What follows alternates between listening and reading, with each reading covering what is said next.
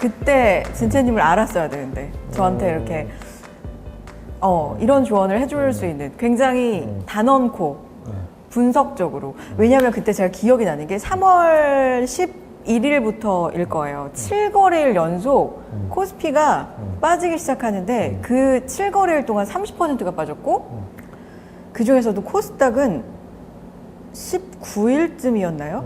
하루에 11%가 빠지는데 종목이 11% 빠져도 급락인데 지수가 하루에 11%가 빠진다? 저는 그런 분도 봤어요. 그 실시간 지수를 사진 찍는 분들. 내가 살면서 지수가 11% 빠지는 날을 언제 보겠냐. 굉장히 이거는 어떻게 보면 웃픈 일이죠. 근데 아까도 그런 표현 하셨지만 이게 지나고 났으니까 아 그때가 기회였구나. 그리고 그쵸. 사람들은 학습 효과를 하기 때문에 이제 아마 그렇게 또 빠지면 난 분명히 사야지. 나 그때 못 산 게 진짜 천추의 한이야. 난 분명히 그렇게 또 빠지기를 막 기대하면서 사야지 하는 분들 많을 건데 단언하건대 또 그런 분들은 못 사기가 쉬워요. 맞아요. 사람들이 공포에 살아 그러는데 진짜 그 공포가 느껴지잖아요. 내 피 같은 돈을 그 11% 빠지는 그 중에 투입하는 건 사실 그거 진짜 쉬운 일 아니거든요.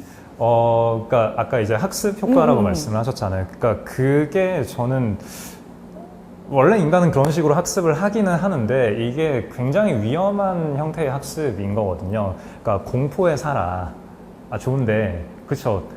우리가 3월에 그 공포가 만연하던 시점에 샀으면은 돈을 벌었잖아요. 좋아요. 근데 그 공포가 3월에만 있었냐? 1월 말에도 있었고 2월 말에도 있었거든요.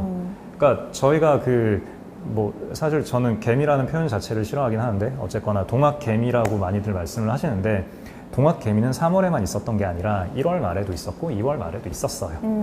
그 3월에 코스피 기준으로 개인 매수, 순매수가 13조 원 정도가 있었는데 그 이전에 1월, 2월에도 각각 4조 원 정도씩 코스피 순매수가 있었어요. 코스닥은 아마 더 했겠죠.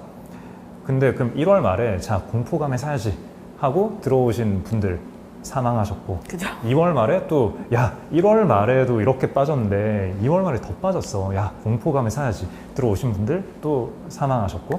너무 극단적이다. 왜 사망이라고 해요? 네, 그럼 다시 살아났을 수도 있지. 편집을 올라왔는데 너무 잠깐만 우리가 이렇게 가지 말자고.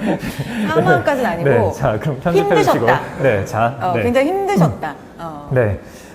자 어디부터 얘기하면 되죠? 자, 그래요. 자, 1월 말에 그때 매수하신 분들 힘들어지셨고, 그쵸. 그래 좋다. 이게 좋다. 2월 말에 매수하신 분들 또 힘들어지셨고, 근데 2월 말에 매수할 때에도 이제 1월 말에 이렇게 빠졌는데 2월 말에 이렇게 더 빠졌으니까 이건 더 좋은 기회 아니냐 이렇게 생각하시고 1월보다 더 큰 확신을 가지고 들어오셨을 테니까 네, 또 더 힘드셨겠죠. 그리고 3월 말에 들어오신 분은 이제 좋아지신 거죠.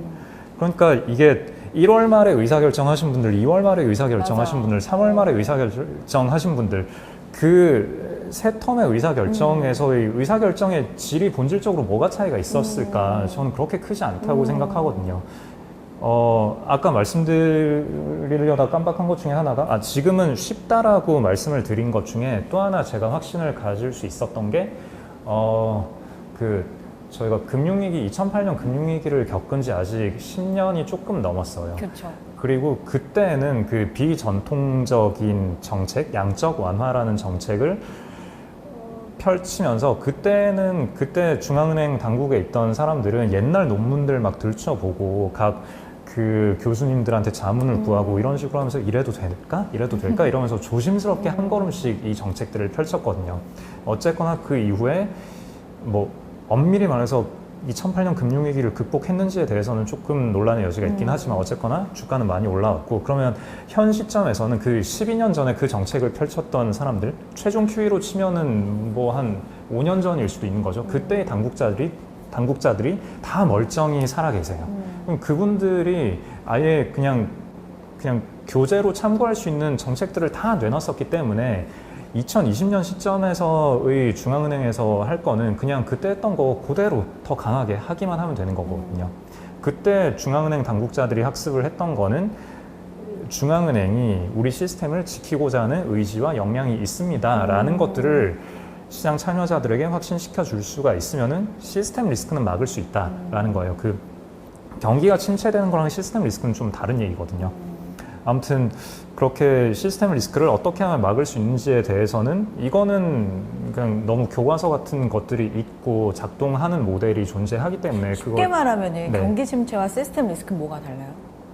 시스템 리스크는 저희가 예를 들어서 뭐 어떤 가게에서 물건을 사려고 한다. 그리고 신용카드로 결제를 하면 되잖아요. 이게 안 되는 거예요. 네, 은행에 예금을 맡겨놨어요. 그럼 이거 가면 돈 찾을 수 있잖아요. 이게 안 되는 거예요. 저희가 뭐 만약에 사업을 하는데 채권을 발행해놨어요. 근데 뭐 지금 우리는 부채 비율이 높지 않고 멀쩡한 회사예요. 그러면은 당연히 만기가 됐을 때 롤오버, 그러니까 이제 다음 대출로 이제 다시 연장을 할 수 있을 거라고 기대를 당연히 할 수 있는 그 정도의 우량한 회사인데 그게 안 돼요. 뭐 이런 것들인 거죠. 예, 그게 그러니까 우리의 금융 시스템이라는 게 돌아가기 위해서는 되게 미묘한 것들이 많이 필요하거든요. 근데 그게 안 돌아가는 게 시스템 리스크예요. 경기 침체는 그냥 GDP 성장률이 좀 낮아지거나 그쵸. 실업률이 높아지거나 뭐 이거 물론 이것도 문제인데 이거랑 시스템 리스크는 다른 얘기예요. 예, 그래서 그 당시에 그런 얘기도 있었어요. 그때 일단 금리를 낮췄고 그 다음에 뭐 채권 매입을 해주고 이런 정책들을 중앙은행에서 펼쳤는데 이런다고 해서 경기가 부양이 되는 게 아니다. 왜 재정정책을 펴지 않느냐. 여기서 재정정책이라는 거는 정부에서 바로 돈을 쏴주는 그런 걸 말하는 거죠. 근데 왜 재정정책을 안 펴냐라는 논란이 많았는데 그거는 그 시점에 펼 필요도 없었고 펴서도 안 되는 거였거든요.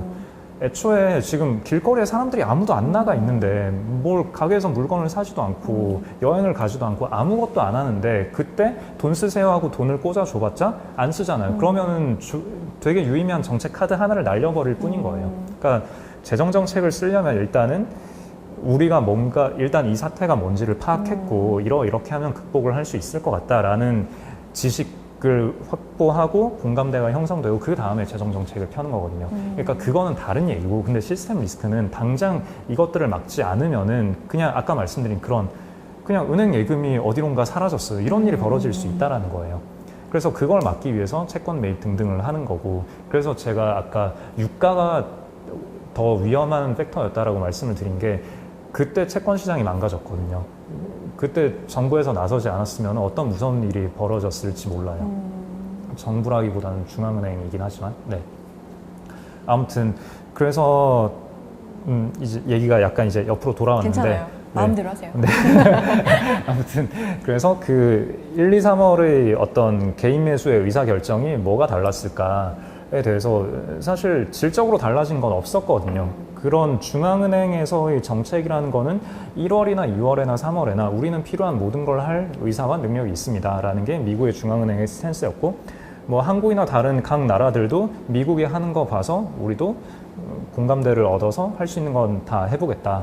이런 태세였기 때문에 1, 2, 3월 지나면서 달라질 건 없었거든요. 다만 신규 확진자가 좀 더 글로벌리 확산되고 있었고 그럼 이제 이게 쉽게 끝나지 않겠구나 라는 우려가 있었고 그래서 그냥 주가는 더 세게 급락을 했고 그냥 그런 것들이었기 때문에 네, 3월의 매수가 정말 더 좋은 의사결정이었나 그런 게 가능성이 높고 그러면은 3월 말에 들어가서 좋은 성과를 낸 것이 운과 실력 중에 뭐가 더 많이 작용하였을까에 대해서는 좀 우리가 많이 고려해 볼 필요가 있다는 거죠.